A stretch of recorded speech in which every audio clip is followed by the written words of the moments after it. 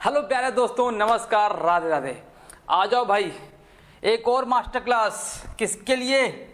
आपका जो पीजीटी और टीजीटी कहाँ का, Delhi, UP, MRS, KVS, NBS, RPSC, Bihar, कोई भी स्टेट हो मेरे भाई, अगर आप कॉमर्स से पेपर दे रहे हैं पीजीटी टीजीटी का, तो आप सही जगह आए हैं। यहाँ पर आपको मास्टर क्लास के जरिए व्यवसायिक संगठन, जितने भी टॉपिक है, अभी व्यवसायिक संगठन चल रहा है, जितने भी टॉपिक्स आपके सिलेबस में हैं, सबका निचोड़ होगा इस क्लास के माध्यम से। आ जाओ, एक इंफॉर्मेशन आपको देनी है मेरे भाई। एक सस्पेंस बना हुआ था। किसका सस्पेंस? यूपी का जो एग्जाम था भाई, टीजीटी पीजीटी का, टीजीटी पीजीटी का ना भाई, पीजीटी और टीजीटी का सस्पेंस वो खत्म हो गया है। आयोग ने नोटिस जारी कर दिया है। किसके लिए जारी किया? अभी असिस्टेंट प्रोफेसर के लिए जारी किया गया है नोटिस। उम्मीद है कि जल्दी इनके लिए भी आ जाएगा नोटिस, और सेम डेट को, जो उसने डेट डिसाइड किया हुआ है, उसी तारीख पर एग्जाम कराने का 100% उसने गारंटी दे रखा है। और असिस्टेंट प्रोफेसर का एग्जाम होने के बाद श्योरिटी 100% हो जाएगी कि एग्जाम आपका उसी डेट पर होगा। ठीक है, तो लग जाइए मेरे भाई। अभी टीजीटी के लिए 1 से 1.5 महीना बचा हुआ है, और पीजीटी के लिए भी तो मान लेते 2-2.5 महीने बचे हुए हैं, लेकिन फिर भी ये कम है। अगर आपने पढ़ना बंद कर दिया था तो ये टाइम कम है, और अभी से लग जाइए। पीजीटी वाले बच्चे जो तैयारी कर रहे हैं उनके लिए भी 70 से 80 दिन बचे हुए हैं, और टीजीटी के लिए बस 1.5 महीने बचे हुए हैं। यदि आप अपने एग्जाम में अच्छे तरीके से परफॉर्मेंस करना चाहते हैं मेरे भाई, तो इस क्लास के माध्यम से, और आपने जो नोट्स बना के रखा हुआ है उसके माध्यम से, नोट्स प्लस यहाँ से क्वेश्चंस, मैं क्वेश्चन लेके आऊंगा भाई, और आप लोग क्या करेंगे, क्वेश्चन का पहले आंसर करेंगे, इसके बाद मैं उसका आंसर बताता हूँ। वैसे सेम पैटर्न हमारा चलता रहेगा। मजे की बात है कि आपने जो नोट्स बनाया है उसी को पढ़ना है। अब फालतू चीजें आप मत पढ़िएगा। फालतू पढ़ेंगे तो केवल परेशान रहेंगे, ये छूट गया वो छूट गया। नोट्स जो आपके पास हैं, जो आपके पास सिलेबस में जो पार्ट दिया था, वो आपके पास अगर से मटेरियल उपलब्ध है, केवल उसी को पढ़ो। बाहर की चीजों को पढ़ने से ज्यादा इग्नोर करो। अब वो चीजें कवर नहीं हो पाएंगी। नोट्स को 1 नहीं, 2 नहीं, 4 नहीं, 10 बार, 15 बार आपके एग्जाम तक उसको पढ़ डालो। जितना हो सके प्रैक्टिस सेट को सॉल्व करिए। प्रैक्टिस सेट ही आपके अंदर क्या लेके आएगा? कॉन्फिडेंस लेके आएगा भाई। कॉन्फिडेंस ही आपको एग्जाम में सफलता दिला सकता है। आपको पता है ना कि जो कॉमर्स में पीजीटी में आया है, वो सीट कितना कम है? 17 सीट है मेरे भाई पीजीटी में। क्या होगा? और शायद 40+ आपका टीजीटी में है। कुछ होगा। कंपटीशन इतना जबरदस्त, इसमें बच्चे बैठ रहे हैं 27,000 बच्चे बैठ रहे हैं, 27,000+ बच्चे बैठ रहे हैं। इसमें बच्चे बैठ रहे हैं लगभग 20,000+ बच्चे। आप सोचो, इतना कम सीट और इतने सारे कंपटीटर आपके सामने खड़े हुए हैं, तो 2-3 महीने सब कुछ भूल जाइए और केवल अपने प्रिपरेशन की एकदम से जोर दे दीजिए प्रिपरेशन पर। बस और कुछ नहीं करना है, हमको केवल तैयारी करना है। अब की बार 4162 वाले में ही आपको ले लेना है नौकरी। फालतू आगे वैकेंसी हम क्यों वेट करें, इसी में सफलता ले लीजिए। और आगे चलते हैं। आज का पहला क्वेश्चन क्या कहता है भाई? सीरीज को स्टार्ट करते हैं, मास्टर सीरीज को। क्या कह रहा है क्वेश्चन? एक बार आप लोग क्वेश्चन पढ़ें, आंसर करें, इसके बाद मैं सॉल्व करता हूं। अच्छा क्वेश्चन है ना भाई?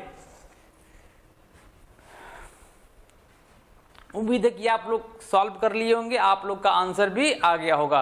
कमेंट बॉक्स में जरूर कमेंट करते रहिएगा। क्या है देखो question, in A partnership the liability of the partners is, साझेदारी फर्म में साझेदारों का दायित्व होता है। आपसे पूछ रहा है कि एक फर्म है, उस फर्म में साझेदारों का दायित्व क्या होता है। ऑप्शन के अकॉर्डिंग हम उसको बताएंगे। ऑप्शन के अकॉर्डिंग देखो, पृथक अलग थोड़ी ना होता मेरे भाई, एक ही बात नहीं करेंगे। क्या एक ही बात नहीं करता हो? पृथक तो होता ही है, पृथक अगर संयुक्त में ना पूछता तो पृथक होता ही होता है, लेकिन उसके साथ साथ में संयुक्त भी होता है। पृथक और संयुक्त दोनों होते हैं। यहां पर देखो दो चीज दिया है, आप कहोगे सर ये देखो क्या है, ज्वाइंट है। आप कहोगे सर यहां भी संयुक्त है, यहां भी पृथक है, यहां भी संयुक्त, यहां भी पृथक, तो सर आप डी वाला ऑप्शन क्यों चूज कर रहे हो? भाई एक डिफरेंट है दोनों में, क्या है, यहां पर अथवा लिखा हुआ है, यहां पर एवं लिखा हुआ है। इसका मतलब यह है कि किसी भी साझेदार का दायित्व मेरे भाई क्या होता है, दोनों होता है, संयुक्त और पृथक दोनों होता है। इसका मतलब है या तो संयुक्त होगा या तो पृथक होगा, तो ये वाला ऑप्शन क्या हो जाएगा आपका, गलत हो जाएगा। यहां पर जो उसके लायबिलिटीज होते हैं वो पृथक और संयुक्त रूप से होते हैं, अलग अलग नहीं होता, दोनों का साथ चलता है। आ जाओ अगला क्वेश्चन चलते हैं भाई, क्या कह रहा है क्वेश्चन, एक बार देखिए आप लोग। नहीं दिख रहा, इधर आ जाओ, आ जाओ।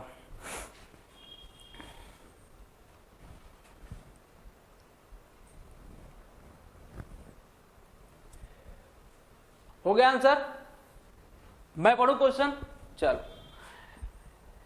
कह रहा है कि एक साझेदारी फर्म में अंकेक्षण के क्षेत्र और अंकेक्षक के कर्तव्यों को निर्धारित किया जाता है। ये कह रहा है कि जो ऑडिटर होता है उसके क्षेत्र को और अंकेक्षक के कर्तव्यों को कहाँ डिसाइड होता है? क्या साझेदारी अधिनियम में होता है, या फिर कहाँ पर होता है, या फिर कंपनी अधिनियम में होता है, या ऑडिट के कोई सेक्शन के अकॉर्डिंग होता है? ऐसा कुछ भी नहीं है भाई। अगर पार्टनरशिप फर्म की बात करेगा तो एक ऑडिटर का कर्तव्य और क्षेत्र किसके बिहाफ पे डिसाइड होता है, कैसे डिसाइड होता है? जो पार्टनर्स होंगे और जो अंकेक्षक होगा, दोनों के समझौते के अकॉर्डिंग क्या होता है, उनका कर्तव्य, उनका दायित्व, उनका क्षेत्र सब डिसाइड इसी के अकॉर्डिंग होता है। तो ऑप्शन देखते हैं, साझेदारी अधिनियम के द्वारा नहीं भाई, पार्टनरशिप डीड के द्वारा नहीं, ये तो संलेख है। पार्टनरशिप डीड क्या होता है हम लोगों ने पिछले क्लास में देख रखा है। Agreement between the partnership firm and judiciary, नहीं नहीं नहीं, ऑडिटर है, ऑडिटर होगा भाई। ये देखता हूँ, साझेदारी फर्म और अंकेक्षक के मध्य समझौते के द्वारा, ये देखो ऑडिटर है भाई, ये ए है। साझेदारी फर्म और अंकेक्षक के मध्य समझौते के द्वारा इनके कर्तव्यों का निर्धारण किया जाता है। ठीक है, नेक्स्ट क्वेश्चन चलें। तो ऑप्शन समझ में आएगा, डी है। अगला क्वेश्चन क्या कह रहा है, पढ़िए। अवेस्ट की बात कर रहा है, अ माइनर कैन, अवेस्ट क्या होता है, जिसकी एज 18 साल से कम हो। क्या हो, 18 साल से कम हो, वो क्या कहलाता है, आपका माइनर कहलाता है। ये किसमें पूछ रहा है, ये पार्टनरशिप फर्म में पूछ रहा है, पार्टनरशिप फर्म में पूछ रहा है भाई, ये क्या होता है, कैसे होता है। देखो, कोई भी अवयस्क साझेदारी में, साझेदारी फर्म में साझेदार तो बन सकता है, लेकिन कैसे, केवल लाभों के लिए और सभी साझेदारों के एग्री होने पर ही उस माइनर को फर्म में साझेदार के रूप में एक्सेप्ट किया जा सकता है। केवल और केवल, यहां पर एक शब्द जुड़ेगा, लाभ के लिए, लाभ के लिए ही एक माइनर को साझेदारी फर्म में साझेदार बनाया जाता है, ना कि हानि। इसमें हानि शब्द नहीं जुड़ा हुआ भाई, हानि शब्द को यहां पर ऐड नहीं किया गया है। तो इसका मतलब है केवल लाभों के लिए एक अवयस्क को साझेदारी फर्म में सभी साझेदारों की सहमति से उसको फर्म में शामिल किया जा सकता है। तो ऑप्शन कौन होगा, हो सकता है, देखो, फर्म में साझेदार बन सकता है, लेकिन कैसे, वो वहां पर क्लियर नहीं किया है। फर्म के हानियों, हानि शब्द आते ही भाई इसको कैंसिल मार दो, हानियों के लिए थोड़ी ना होगा ये। दूसरा कह रहा है कि फर्म का साझेदार बनाया जा सकता है बहुसंख्या का, यहाँ बहुमत की बात नहीं, मैंने कहा सभी साझेदार, कौन से, सभी साझेदारों के सहमति से ही उसको साझेदार बनाया जा सकता है, और केवल लाभों के लिए। तो ऑप्शन नंबर डी सही है, फर्म के लाभों में हिस्सा लेने के लिए सभी साझेदारों की सहमति से साझेदारी में प्रविष्टि दिया जा सकता है। और एक क्वेश्चन यहां से पूछता है अवयस के संबंध में, जब ये 18 साल पूरा कर लेगा, जब ये 18 साल पूरा कर लेगा और एक समय डिसाइड होता है कि इतने दिनों में यदि निर्धारित समय के अनुसार यदि यह अवयस्क यह सूचना नहीं देता है कि मैं फर्म में रहूंगा कि नहीं रहूंगा, तो वो ऑटोमेटिक क्या हो जाएगा, फर्म में बना रहेगा और साझेदार के रूप में एक्सेप्ट कर लिया जाएगा। और भाई यहाँ पर उसका जो लायबिलिटी था पहले वही इस समय भी होगा। माइनर के केस में जैसा उसका प्रावधान था, उसके लाभ का डिसीजन हुआ था, वही वो क्या हो जाएगा, मेजर के समय भी वैसे ही बना रहेगा, उसमें चेंजेस नहीं होगा। यहाँ से क्वेश्चन बन सकता है, क्या अवयस्क होने के, अवयस्कता पूरा होने के बाद मतलब कि मेजर हो जाने के बाद वह यदि फर्म में बना रहता है तो उसके लायबिलिटी में क्या कोई चेंजेस होगा? तो ऑप्शन है नहीं चेंज होगा। यदि कोई सूचना नहीं देता है तो क्या होगा, वो ऑटोमेटिक पार्टनरशिप में शामिल रहेगा, उसको निकालना नहीं जा सकता है। तो ये क्या है, ये इसके क्वेश्चन यहां से बन सकते हैं। ओके, नेक्स्ट क्वेश्चन पे चलें, आ जाओ भाई। अगला कह रहा है कि साझेदारी अस्तित्व में आ सकती है, अ पार्टनरशिप में कम इनटू द एग्जिस्टेंस। देखो भाई, आंसर करो आप लोग, पहले करो करो ऑप्शन भाई, आंसर करो।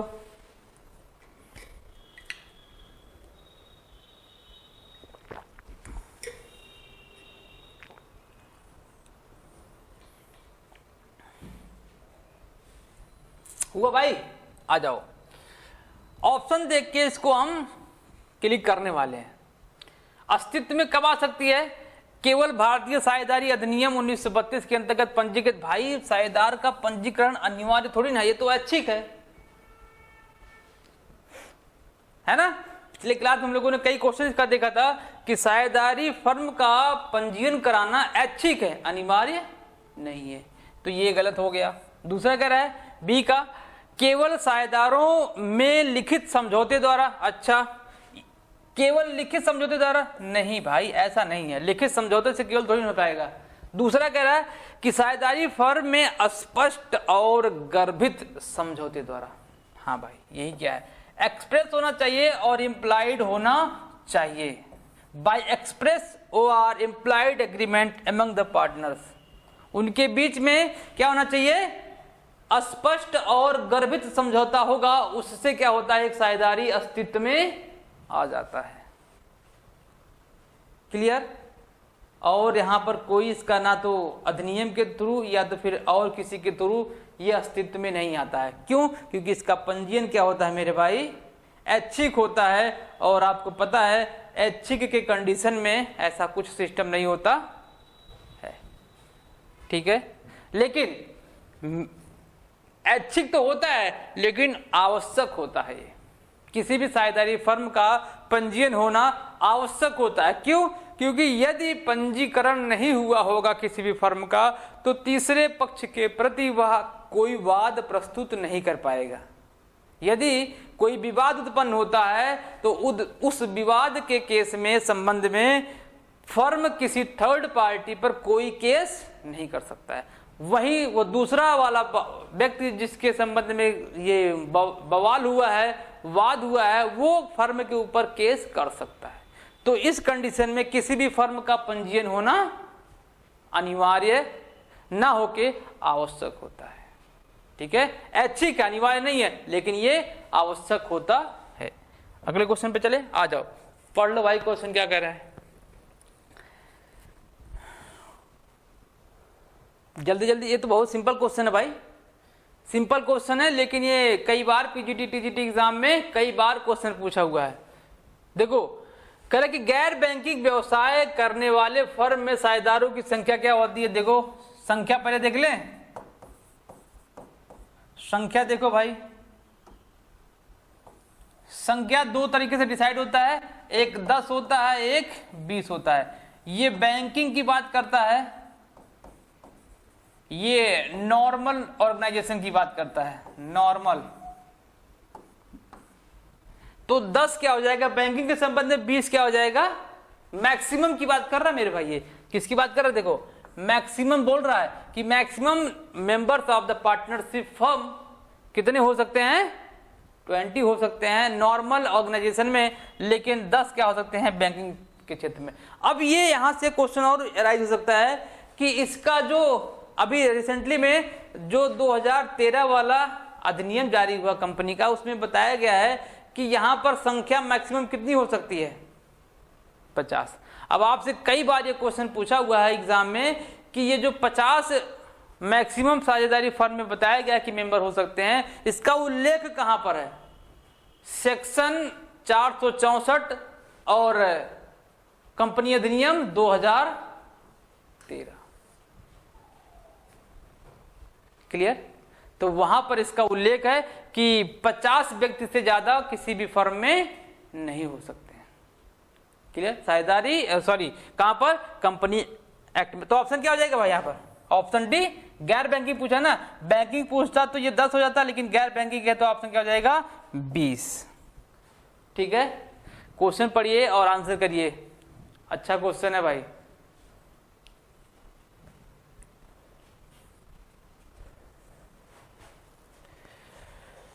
सीमित साझेदारी का तात्पर्य है, पहले ये देख लो सीमित साझेदारी होते क्या है और असीमित साझेदारी क्या होते हैं।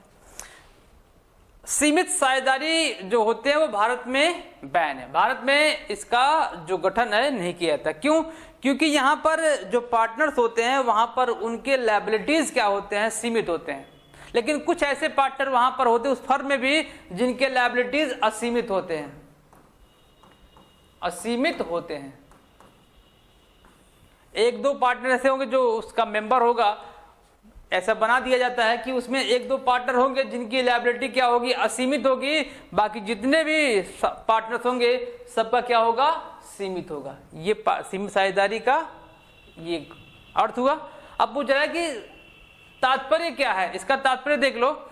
देखें क्या, पहले में देखें साझेदारों की संख्या सीमित होती है, संख्या से यहाँ कोई मतलब नहीं। यहाँ पे दायित्व की बात करेगा, ये दायित्व किसकी बात कर रहा है भाई? ये दायित्व की बात कर रहा है, संख्या का कोई उल्लेख यहां पर नहीं है। क्लियर? आ जाओ। दूसरा है सभी साझेदारों का दायित्व सीमित होगा, सभी साझेदारों का दायित्व नहीं सीमित होगा, कुछ साझेदारों का दायित्व असीमित भी होगा, असीमित भी होगा, सीमित नहीं होगा। अब आगे क्या कर रहा है कि साझेदारों की पूंजी सीमित होगी, पूंजी और संख्या की बात यहां करेगा ही नहीं, यहां पर किसकी बात करेगा? दायित्व की बात करेगा। क्लियर? नेक्स्ट क्या कह रहा है? कुछ साझेदारों का दायित्व सीमित होता है, ऑप्शन नंबर डी, कुछ साझेदारों का दायित्व सीमित होता है। ठीक है ना प्यारा क्वेश्चन? चलो अगला क्वेश्चन देखो भाई क्या कर रहा है, मैं पानी पी लूं तब तक।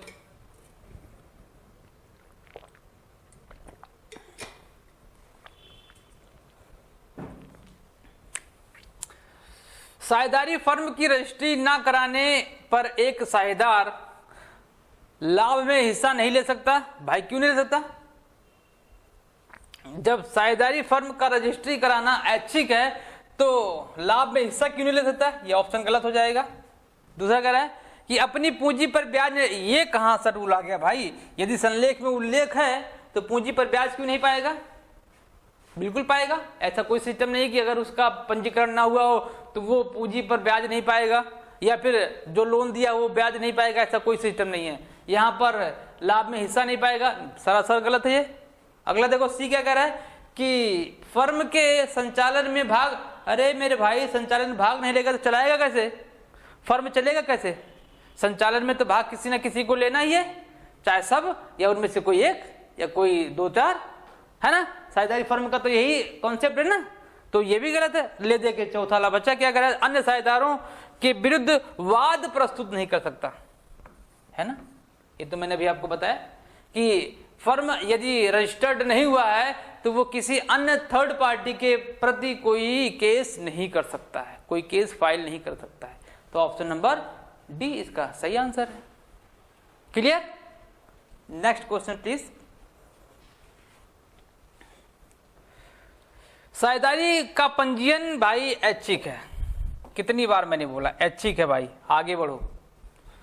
अंतर्गत क्या 46 व्यक्तियों का ऐसा संघ जो कंपनी अधिनियम के अंतर्गत पंजीकृत नहीं है, किसके अंतर्गत पूछ रहा भाई?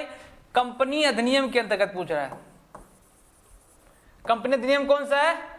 2013 हो सकता है या 1956 हो सकता है, यही तो था कंपनी अधिनियम।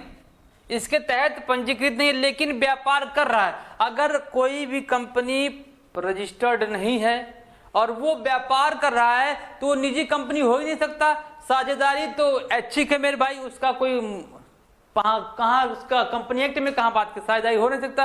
अवैधानिक संस्था हो सकता है। क्या है? यह एक अवैधानिक संघ हो सकता है, बिल्कुल वही है। सार्वजनिक तो बगैर पंजीकरण के तो काम ही नहीं शुरू कर सकता भाई। प्राइवेट कंपनी का भी क्या होता है? पंजीकरण अनिवार्य होता है भाई। तो ले देके कौन सा बचा? यह एक अवैधानिक संघ होगा जो इस तरीके से काम करेगा। 50 व्यक्ति को डेटा चेंज हो सकता है, 36 दे देगा, 50 दे देगा, 40 दे देगा, तो व्यक्तियों की संख्या चेंज हो सकता है आपके क्वेश्चन में। तो यदि ऐसा क्वेश्चन बने कि ऐसे व्यक्तियों का संघ जो 30, 20, 40 हो सकते हैं, वो किसी कंपनी एक्ट के तहत रजिस्टर्ड नहीं है लेकिन फिर भी व्यवसाय कर रहे हैं, तो क्या कहलाएंगे? अवैधानिक संघ कहलाए। नेक्स्ट क्वेश्चन आ जाओ। एक साझेदार जो साझेदारी व्यवसाय के संचालन में सक्रिय रूप से भाग नहीं लेता है। जो सक्रिय रूप से भाग नहीं लेगा भाई, वो पहली बात ये देख लो कि पार्टनर्स होते क्या साझेदारी फर्म में। साझेदार के जो टाइप्स हैं वो कौन कौन से हैं? पहला टाइप मैं बताता हूँ आपका, सक्रिय साझेदार। ऐसा साझेदार जो पूंजी भी लगाता है और उसमें उसको ऑपरेट भी करता है, तो उसे सक्रिय पार्टनर्स बोलते हैं। हेलो हेलो, ठीक है। तो सक्रिय साझेदार समझ में आ गया। दूसरा निष्क्रिय साझेदार। ऐसा साझेदार जो पूंजी तो लगाता है लेकिन संचालन में भाग नहीं लेता है, दूसरा हो गया। सुषुप्त और या सुप्त साझेदार बोलते हैं, जो भाई क्या करता है? व्यापार में ना तो पूंजी लगाता है ना तो संचालन में भाग लेता है, तो वो क्या करता है? केवल अपने नाम को यूज करने के लिए बोलता है कि भाई ये लो मेरा नाम यूज करो।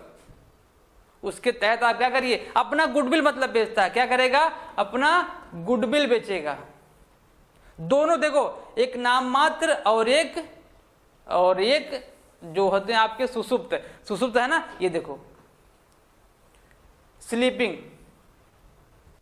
ये दोनों क्या करते हैं? ये नाम मात्र का साझेदार क्या करता है? इसमें क्वेश्चन है ये भाई, व्यवसाय में संचालन में भाग नहीं लेता है। ये दोनों व्यवसाय के संचालन में भाग नहीं लेते हैं, लेकिन ये क्या करता है? नाम मात्र का अपना नाम बेचता है और ये क्या बेचता है? ऐसे बिहेव करेगा जैसे लगेगा ये पार्टनर ही है, लेकिन एक्चुअल में पार्टनर होता नहीं है। तो सुषुप्त साझेदार ऐसे होते हैं जो क्या ऐसे बिहेव करते हैं कि लगता है कि ये पार्टनर है और एक्चुअल में पार्टनर्स होते नहीं है। और क्या करते हैं ये भाई साहब? लोग अपना केवल गुडविल बेचते हैं और नाम बेचते हैं, बस और कुछ नहीं। उसके बदले में वो पैसा इकट्ठा लेते हैं। निष्क्रिय और सक्रिय साझेदार दो होते हैं, जो एक पैसा लगाता संचालन में भाग लेता सक्रिय, और जो पैसा नहीं लगाता है और पैसा लगाता लेकिन संचालन में भाग नहीं, तो उसे निष्क्रिय बोलते हैं। एक अवयस्क साझेदार बचा, वो केवल लाभ के उद्देश्य से पार्टनरशिप फर्म में शामिल होता है सभी साझेदारों की सहमति से। अच्छा, उसको साझेदार प्योर साझेदार क्यों नहीं बनाया जाता? इसलिए क्योंकि कॉन्ट्रैक्ट एक्ट में बताया गया है कि एक अवयस्क व्यक्ति किसी भी एग्रीमेंट को करने के लिए लायबल नहीं होता। क्यों? क्योंकि उसके पास अभी वो क्षमता नहीं होता है किसी समझौते को कर सके।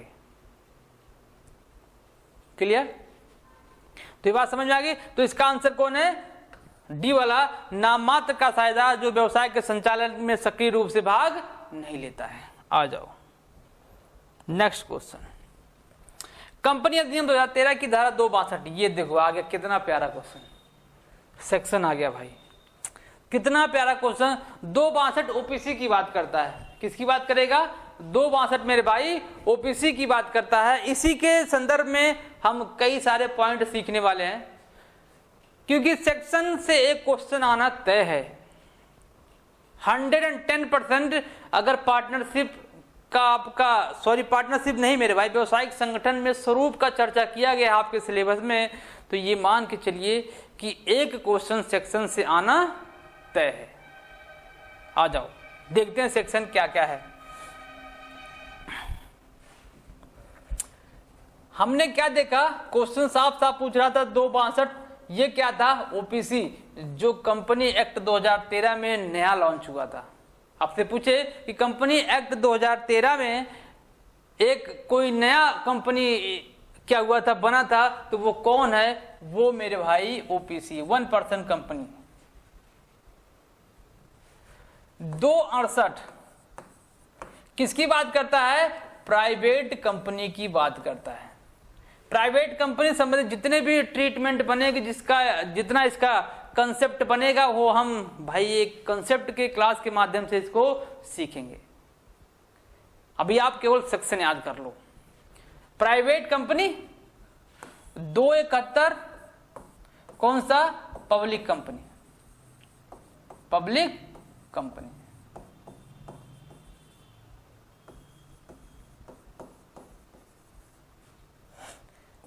दो 51 ये सबको पता होगा, हम उसी के लिए तैयारी भी कर रहे हैं। सरकारी जॉब पाने के लिए तो कौन सी कंपनी हो जाएगी, गवर्नमेंट कंपनी। 287 और 246 ये आपका होगा सहायक कंपनी, और ये होगा आपका सूत्रधारी कंपनी, सूत्र होल्डिंग कंपनी। ये सब्सिडरी कंपनी, ये होल्डिंग कंपनी।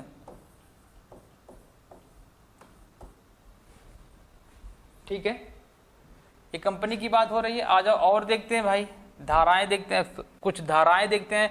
ये 4-5 धारा हो गया। आ जाओ सेक्शन 221, सेक्शन 222, सेक्शन 292। क्या, 292 इंपॉर्टेंट है भाई, क्या है, इंपॉर्टेंट है। सेक्शन 21 गारंटी द्वारा सीमित कंपनी, और इसके बाद ये सीमित दायित्व वाली कंपनी, ये असीमित दायित्व वाली कंपनी। लिख लेना भाई, गारंटी द्वारा सीमित कंपनी, फिर इसके बाद सीमित दायित्व वाली कंपनी, असीमित दायित्व वाली कंपनी। मैं इसका हिंट लिख देता हूं, गारंटी द्वारा सीमित दायित्व वाली कंपनी, और ये कौन सी है, असीमित दायित्व वाली कंपनी। बात समझ में आ गई। सेक्शन 256 कौन सा, 256 और सेक्शन 05 या 5 लिखो, केवल 05 मत लिखो, 5 लिखो। ये बात करता है MOA और ये बात करता है AOA, पार्षद सीमा नियम, पार्षद अंतर नियम की बात करता है। तो सेक्शन आपको जरूर याद होना चाहिए, क्योंकि एक क्वेश्चन आपका सेक्शन से जरूर पूछेगा, जरूर पूछेगा और जरूर पूछेगा। ठीक है, एक कंसेप्ट में यहां समझा के चलता हूं भाई। देखो, सरकारी कंपनी जो होती है, सेक्शन कौन सा, 251, वो कौन सी कंपनी होते हैं, ऐसी कंपनी जो किसी कंपनी का 51% या उससे अधिक अंश पूंजी गवर्नमेंट के हाथ में होता है, तो वो सरकारी कंपनी कहलाती है। वो गवर्नमेंट या तो फिर सेंट्रल की हो सकती है, या फिर स्टेट की हो सकती है, या दोनों मिक्स हो सकती है, तो ये कंपनी सरकारी कंपनी कहलाएगी। लेकिन यदि सरकारी कंपनी का कोई सब्सिडरी कंपनी है, सब्सिडी का मतलब उसके जो सहायक कंपनी है, वो भी क्या कहलाएंगे, सरकारी कंपनी कहलाएंगे। मजे की बात क्या भाई, उस सहायक कंपनी की भी कोई अगर सहायक कंपनी है, वो भी सरकारी कंपनी बन जाती है। सर इतना लंबा कॉन्सेप्ट, हाँ भाई, ये घुमाने वाला क्वेश्चन इसलिए मैंने बता दिया कि यहां से क्वेश्चन बन सकता है। कैसे, सरकारी कंपनी एक्स मान लेते, सरकारी कंपनी वाई उसका सब्सिडरी कंपनी है, वाई का सब्सिडरी कंपनी जेड है, तो एक्स तो सरकारी कंपनी है और एक्स का वाई सब्सिडरी कंपनी है, तो वाई भी सब्सिडी सरकारी कंपनी हुआ। और उसी कंडीशन में जेड जो सब्सिडरी है वाई का, अगर वाई सरकारी हो गया तो जेड का भी सरकारी होना तय है। सेम कंडीशन सूत्रधारी और सहायक कंपनी का कंसेप्ट लागू होता है। यदि सहायक कंपनी सूत्रधारी कंपनी, जो सूत्रधारी कंपनी होती है वही सहायक कंपनी भी हो जाती है ना, मजे की बात। ठीक है, तो ये सेक्शन आप इसको याद कर लीजिएगा। आगे चलते इसका ऑप्शन क्या था, इसका ऑप्शन बी सही है, 1% कंपनी। ये सब वाक्य हैं भाई, उद्देश्य वाक्य, नाम वाक्य। और देखो जो कंपनियां होती हैं, निजी कंपनी, पब्लिक कंपनी, उसमें कितने वाक्य होते हैं? 6 वाक्य होते हैं। और ओपीसी में एक नया वाक्य जुड़ गया, 7 वाक्य। नामांकन एक नया वाक्य जुड़ा हुआ है, वो हम आगे चर्चा करेंगे एक कंसेप्ट क्लास के माध्यम से। आओ अगला क्वेश्चन देखते हैं। एक कंपनी, प्राइवेट कंपनी, क्या कह रहा भाई, एक प्राइवेट कंपनी में सदस्यों की न्यूनतम संख्या, प्राइवेट कंपनी में सदस्यों की संख्या की बात कर लें तो देखो संख्या की बात करेंगे तो संख्या 2 तरीके से निकल के आता है। 2 क्या होता है? मिनिमम होता है, और 200 मैक्सिमम होता है। अगर हम किसकी बात करेंगे? प्राइवेट का था। अगर हम पब्लिक की बात करेंगे, पब्लिक में क्या है? 7 मिनिमम है, और भाई अनलिमिटेड मतलब कि अनंत किसका है? पब्लिक कंपनी का। पब्लिक कंपनी में कोई लिमिटेशन नहीं है कि इतने ही मैक्सिमम सदस्य होने चाहिए।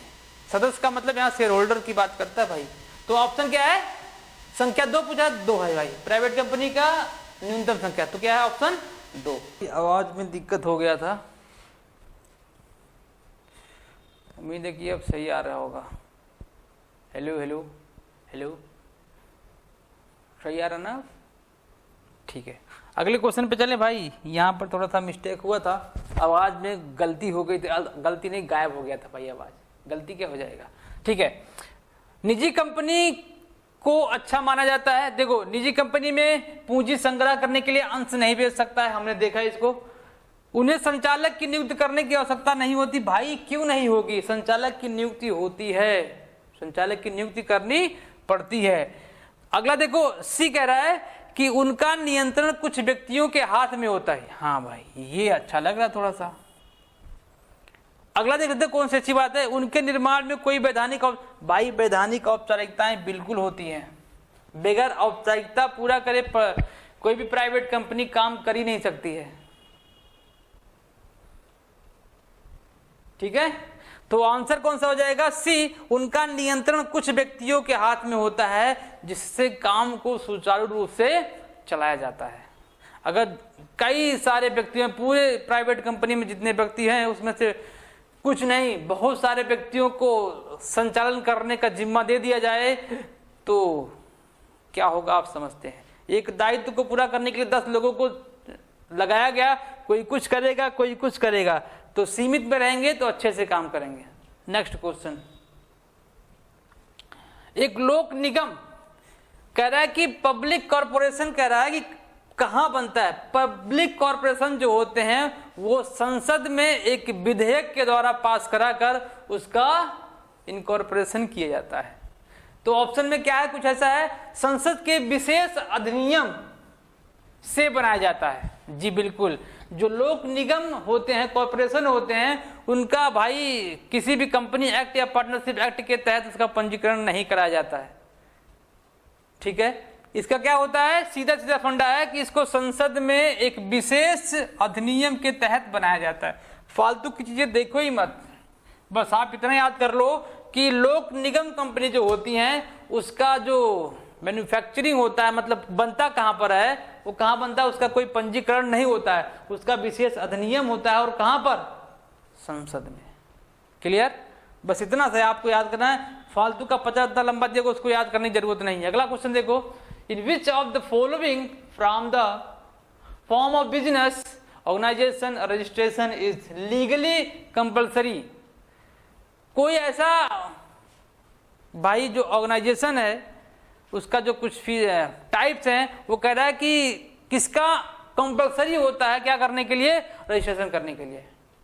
पार्टनरशिप का तो होता नहीं है, ओपीसी का तो कंफर्म नहीं है कि भाई वो कराएगा कि नहीं कराएगा। भाई ओपीसी का आप नुक्कड़ पे देखो, कहीं पर भी दुकान खुला हुआ होता है, क्या हर व्यक्ति रजिस्ट्रेशन कराया होता है?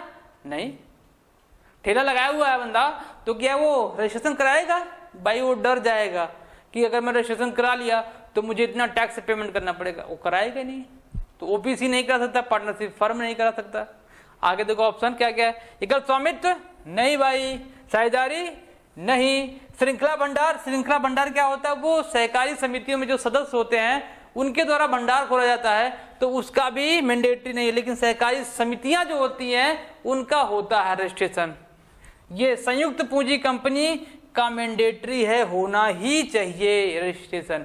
बगैर रजिस्ट्रेशन के कोई संयुक्त पूंजी कंपनी अपना काम शुरू नहीं कर सकती है। Next question, public company can issued, एक लोक कंपनी निर्गमित कर सकती है भाई कुछ नहीं, साधारण अंश कर सकती है और पूर्वाधिकार अंश, समता अंश जिसे कहते हैं, और प्रेफरेंस शेयर। अगर कुछ घुमाया फिराया तो उसको काट दो, स्थगित नहीं भाई, बिल्कुल काट दो। यही दिखा ना, समता अंश और पूर्वाधिकार अंश, केवल समता और पूर्वाधिकार अंशों का ही निर्गमन कर सकती है और कुछ नहीं कर सकती है। नेक्स्ट क्वेश्चन, सरकारी कंपनी वह है जिसका मैंने बताया ना कि 51% अंश पूंजी का भाग किसी सरकार के पास होगा तो सरकारी कंपनी। क्या ऑप्शन में है? अधिकांश नहीं भाई, अधिकांश पूर्वाधिकार अंश सरकार, अधिकांश की बात ही नहीं करेगा, अधिकांश शब्द नहीं काम चलेगा। अधिकांश ऋण पत्र, अधिकांश शब्द देखते ही उसको गलत मार दो। जहां पर 51% हो तो वहां रुक जाओ। तीसरा, न्यूनतम कितना? 51%, क्या ये हो सकता है? संपूर्ण अंश की बात नहीं करेगा, तो ऑप्शन नंबर सी, न्यूनतम 51% समता अंश सरकार के स्वामित्व में होना चाहिए। अगला क्वेश्चन, भारत में सार्वजनिक क्षेत्र का कौन सा उद्देश्य नहीं? सार्वजनिक क्षेत्र जो होते हैं उनका कौन सा उद्देश्य नहीं होता है भाई? इसमें से देखो क्या कह रहा है, क्षेत्रीय विषमताओं को दूर करना, यही तो इनका उद्देश्य है। पूछ रहा नहीं है, आप देखिएगा क्वेश्चन में नहीं पूछ रहा है उद्देश्य कौन कौन है। देखो, क्षेत्रीय विषमताओं को दूर करना, यस बिल्कुल। दूसरा कह रहा है राज्यों को अधिक आर्थिक शक्ति पर। ये बताओ, कोई अगर सार्वजनिक कंपनी सरकार खोलती है तो वह किसी विशेष राज्य को अधिक आर्थिक सहायता प्रदान करेगी क्या? कि नहीं भाई, अब यूपी में योगी हैं और केंद्र में बने हुए हमारे मोदी भैया, तो मोदी साहब क्या योगी को ज्यादा प्रायोरिटी देंगे यूपी में? ऐसा कुछ नहीं है, ऐसा कुछ नहीं है। मोदी साहब को सारे जो स्टेट हैं सबको इक्वली लेकर चलना पड़ता है, सबको इक्वली लेकर चलना पड़ता है। सेम कंडीशन यहां पर भी, राज्य को अधिक आर्थिक सहायता नहीं, ऐसा कोई पार्शियलिटी किसी सार्वजनिक कंपनी में नहीं होती है। क्लियर? तो आंसर यही मिल गया। नेक्स्ट क्वेश्चन भाई, एक निजी कंपनी में, फिर से एक निजी कंपनी आ गया, इसकी विशेषताएं पूछा। देखो, अंशों के हस्तांतरण का अधिकार प्रतिबंधित होता है, यस ये होता है, मैंने बताया ना, अंश को वो निर्गमित नहीं कर सकती है। अच्छा, सदस्यों की संख्या प्रतिबंधित होता है, हाँ भाई प्रतिबंधित होता है। कैसे? 2 और कितना? 200, कम से कम 2 होने चाहिए, मैक्सिमम 200। प्रतिबंधित हुआ कि नहीं हुआ? यस, ये भी क्या है? सही है। अगर 2 सही, इसका मतलब आंसर डी सही होने वाला, क्योंकि 2 सही है तो डी में सभी होंगे। जनता को कंपनी के अंश की याचना हेतु तो निमंत्रण प्रतिबंध, भाई मैंने बताया ना अभी कि प्राइवेट कंपनी अपने अंशों को जनता में निर्गमित नहीं कर सकती है पैसा प्राप्त करने के लिए। क्लियर? ओके, अगला क्वेश्चन देखें, आ जाओ। अगला क्वेश्चन देखो भाई, ऑप्शन नंबर डी सही था उसका, ठीक है। अगला क्वेश्चन देखो,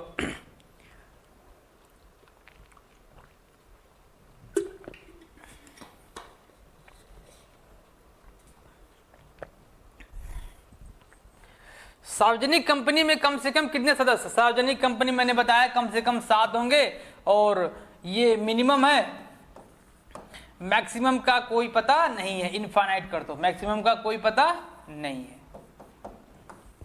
ये थे भाई आपके 20 क्वेश्चन।